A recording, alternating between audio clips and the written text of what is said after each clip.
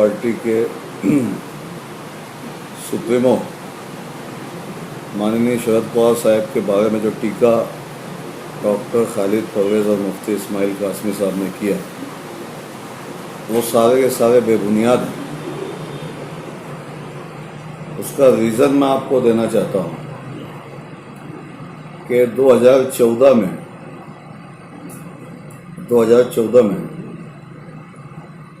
जब इलेक्शन हुए कॉरपोरेशन का इलेक्शन हमने लड़ा और यूनुस ईसा साहब को हमने पार्टी के अंदर शामिल किया और 2014 में मैं मालेगांव जिला राष्ट्रवादी कांग्रेस पार्टी का सदर था। हमारी 8 सीट चुन गई। फिर उसके बाद मैंने पार्टी की सदारत से इस्तीफा दिया ताकि पार्टी मजबूत हो और मजबूत होने के साथ साथ राष्ट्रवादी कांग्रेस पार्टी की सदारत जो है मैंने खुद कुर्बानी दिया और यूनुस ईसा साहब को राष्ट्रवादी कांग्रेस पार्टी की सदारत। तो क्या उस वक्त डॉक्टर खालिद परवेज़ को ये नहीं समझा था? बाबरी मस्जिद जब भी ढाई गई थी, मौलाना बुखारी साहब का मैटर जब भी था, 3 तलाक का मैटर जब भी था, तो जब भी ये अपने वालिद साहब को रोक सकते थे, तो जब क्यों नहीं रोका? जब तो इन्होंने पार्टी को और पार्टी के सरबराह को, भुजबल साहब को, अजीत दादा पवार साहब को सबको सेकुलर कहा और इनकी तारीफ में इन्होंने फूल बांधे, फूल बरसाए। वो कैसेट्स मेरे पास फोटोग्राफ्स है, मैं आपको बताऊंगा।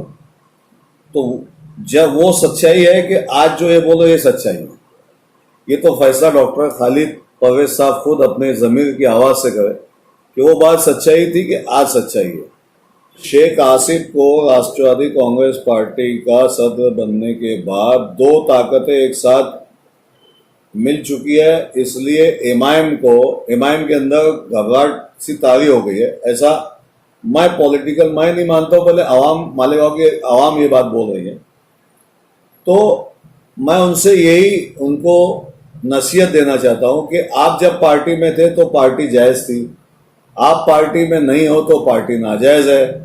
और दूसरी एक नसीहत उनको ये भी करना चाहता हूँ कि जैसे अभी उन्होंने कहा अभी बीच में कि मेरा वर्क जो है 2 करोड़ का काम आ चुका है, MIDC के अंदर जाकर के मेरा काम इनके मुखालिफ कांग्रेस के लोग जो भी बरसर इक़्तिदार मेयर है वो मेरा काम करवा रहे हैं। तो उन्होंने अपनी बातों में मीडिया के सामने ये भी कहा कि मेरा जो है काम जो है मंत्रालय में लोग रुका भी रहे हैं, ये लोग जाके मेरा काम वहाँ से निकाल भी ले। तो ये 2 बात मंतकी कर रहे हैं हमारे जो आमदार है मुफ्ती इस्माइल कासमी साहब। तो मुझे ऐसा लगता है कि इनका कोई भी काम हुकूमत से पास नहीं, ऐसा मेरा मानना है। एक तरफ वो बोलते हैं कि ये लोग मेरा काम यहाँ से करवा दो, एक तरफ बोलते हैं मंत्रालय से पास करवा दो।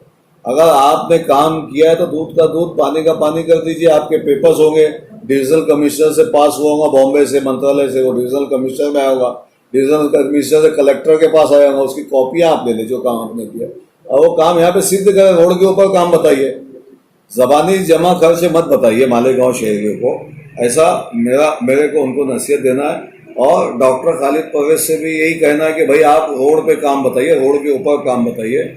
जैसा कि राष्ट्रवादी कांग्रेस पार्टी और कांग्रेस पार्टी के दौर के अंदर जो रोड के ऊपर काम हुए हैं, है ना, हम अनगिनत काम रोड के ऊपर बता सकते हैं। हम ये किसी के ऊपर टीका नहीं कर रहे हैं और टीका करना भी नहीं कि हुकूमत हमारी है। जैसे सिविल हॉस्पिटल के अंदर ऑक्सीजन के जो यूनिट्स लग रहे हैं, वो राजेश टोपे साहब हमारे हेल्थ मिनिस्टर है, हमने उनसे कहा था उस टाइम में, वो सब कामकाज अभी हो गए। नौजवान जो है काम देख रहा है। राष्ट्रवादी कांग्रेस पार्टी काम करने वाली पार्टी है। राष्ट्रवादी कांग्रेस पार्टी खाली जबानी खर्च करने वाली पार्टी नहीं है।